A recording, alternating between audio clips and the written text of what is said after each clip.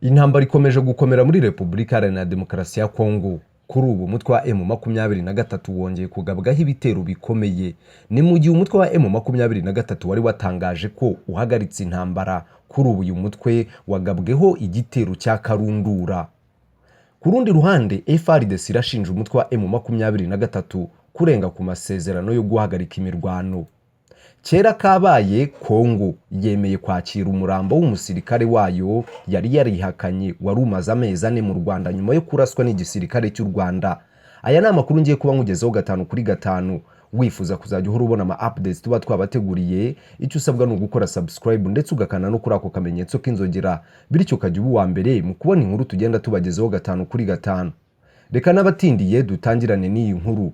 Nyuma y'uko umutwe wa M23 utangaje ko uhagaritse intambara, kuri ubu uyu mutwe wabyutse ugabwaho igitero cya karundura. Nyuma y'amasaha make umutwe wa M23 utangaje ko uhagaritse imirwano ku mugaragaro, uyu mutwe wa M23 wagabweho igitero gikomeye n'igisirikare cya Kongo gifatanyije n'imitwe irimo FDLR. Ku munsi w'ejo wo ku itariki 7, umutwe wa M23 watangaje ko uhagaritse imirwano ku mugaragaro kuva ku isaha ya saa 6 z'amanywa. Uyu mutwe wavugaga ko iki cyemezo gishingiye ku biganiro wagiranye n'umuhuza mu bibazo bya Kongo, Perezida wa Angola Joao Lourenço. Ni inama yabereye i Rwanda ndetse no ku myanzuro yafatiwe mu nama zinyuranye zirimo izabereye i Bujumbura, i Nairobi na Addis Abeba. Nyuma y'amasaha make uyu mutwe utangaje iki cyemezo, mu gitondo cyo kuri uyu wa gatatu tariki ya 8, uyu mutwe wagabweho igitero gikomeye n'igisirikare cya Repubulika Iharanira Demokarasi ya Kongo FARDC.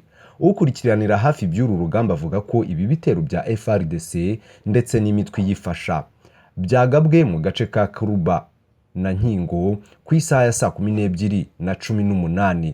Umuvugizi wa M23 mu bya politike Lawrence Kanyuka wagize icyo avuga kuri ibi bitero byagabwe muri iki gitondo yagize ati: Guverinoma ya Kinshasa ikomeje kurogoya imbaraga z'abayobozi bo mu karere ndetse n'abafatanyabikorwa mpuzamahanga mu nzira zo gushaka amahoro mu burasirazuba bwa Kongo. Itangazo rya M23 ryasohotse ku wa kabiri ryo guhagarika intambara ryavugaga ko uyu mutwe nubwo uhagaritse imirwano ariko witeguye kwirwanaho mu gihe icyo ari cyo cyose wagabwaho ibitero mu rwego rwo kwirinda ndetse no kurinda abaturage ndetse n'ibyabo. Ku rundi ruhande, igisirikare cya Repubulika Iharanira Demokarasi ya Kongo FARDC gikomeje gushinja umutwe wa M23 kutubahiriza ibyo uheruka kwemerera i Rwanda muri Angola, ubwo watangazaga ko uraba wahagaritse imirwano ku munsi w'ejo ku itariki 7.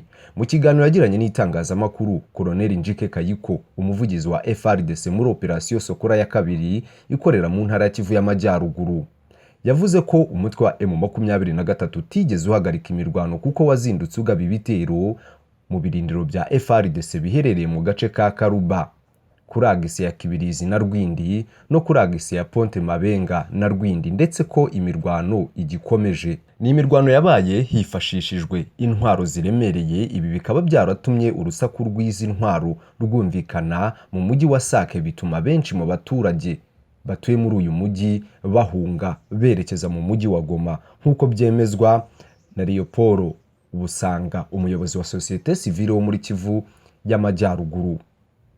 FARDC kandi ivuga ko umutwe wa M23 wiriwe uri kurasa za bombe mu gace ka Mutambiro muri Sake. Izi bombe ngo zishe abasivile bagera kuri 3, abandi bagera kuri 6 barakomereka. FARDC kandi yashinje umutwe wa M23 ibyaha byibasira inyoko muntu no kurenga ku mategeko mpuzamahanga arengera ikiremwa muntu. Igisirikare cya Kongo cyasabye umuryango mpuzamahanga kugira icyo ukora ukotsa igitutu umutwe wa FARDC. Igisirikare cya Kongo cyasabye umuryango wa East African Community kugira icyo wakora ukotsa igitutu umutwe wa M23 ugahagarika imirwano no kubahiriza imyanzuro y'u Rwanda n'i Nairobi. Ku rundi ruhande, umutwe wa M23 uvuga ko FARDC ariyo yatangije imirwano ndetse ko imaze iminsi irasa za bombe mu duce igenzura zikica abaturage, inka n'indi mitungo yabo.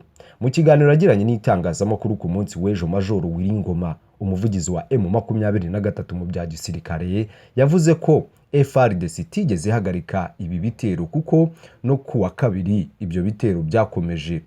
Ibi bikaba bituma ngo uyu mutwe wa M23 nawe ukomeza kwirwanaho. Yongeyeho ko M23 ifite ubushake bwo guhagarika imirwano, nyamara ngo ku ruhande rwa guverinoma ya Kongo rukaba rudashishikajwe no kubahiriza imyanzuro y'u Rwanda n'i Nairobi igamije guhagarika iyo mirwano.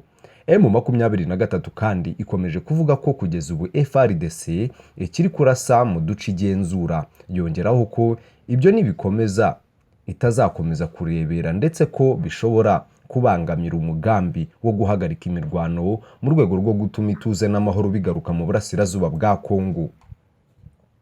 Ku rundi ruhande, Repubulika Iharanira Demokarasi ya Kongo yashyikirijwe imirambo 2 y'abasirikare bayo barasiwe ku butaka bw'u Rwanda, barimo uwari umaze amezi 4 mu buruhukiro bwo mu Rwanda kuko kiriya gihugu cya Kongo cyari cyaramwihakanye.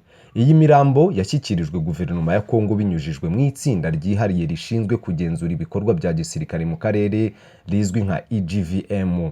Iki gikorwa cyabaye ku munsi w'ejo, ubwo ubuyobozi bw'ingabo z'u Rwanda ndetse n'ubuyobozi bw'inzego zisanzwe bwashyikirizaga ubwa Kongo ndetse na EGVM iyi mirambo. Iyi mirambo uko ari 2 yari mu buruhukiro bw'ibitaro bya Gisenyi mu karere ka Rubavu, karasiwemo aba basirikare bombi, barimo n'uherutse kuraswa. Umwe muri aba basirikare biciwe ku butaka bw'u Rwanda ni uwarashwe ku itariki 19 Ugushyingo mu mwaka wa 2022, ubwo nawe yinjiraga mu Rwanda ahungabanya umutekano w'u Rwanda, akaza kuraswa akahasiga ubuzima.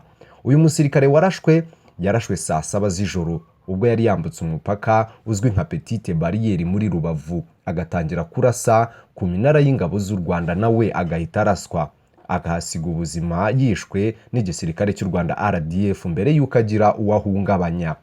Kuva icyo gihe ubutegetsi bwa Kongo bwari bwamwihakanye, ndetse umurambo we wari ukiri mu buruhukiro bw'ibitaro bya Gisenyi kugeza ku munsi w'ejo ku wa kabiri ubwo yashyikirizwaga igihugu cye cya Kongo. Undi murambo w'umusirikare washyikirijwe ubutegetsi bwa Kongo n'uherutse kuraswa mu cyumweru gishize ku itariki 4 Werurwe muri uyu mwaka. Uyu nawe yarashwe ubwo yinjiraga mu Rwanda arasa ku basirikare b'u Rwanda bari ku mipaka yombi ya Grande Barriere na Petite Barriere. Ingabo z'u Rwanda kandi zashyikirije iri tsinda rya EGVM imbunda n'ibindi bikoresho ndetse n'impuzankano by'abasirikare barashwe. Ngayo nguko rero ibyo nibikomeje guturuka muri Repubulika Iharanira Demokarasi ya Kongo, akomeje kubera intambara idasanzwe iri guhuza umutwe wa M23 n'igisirikare cya Kongo FARDC. Wifuza kuzajya uhora ubona ama updates tuba twabateguriye, icyo usabwa no gukora subscribe ndetse ugakana no kuri ako kamenyetso k'inzogera kugira ngo ujye ubasha kuba uwa mbere mu kubona inkuru tugenda tubagezaho 5 kuri 5.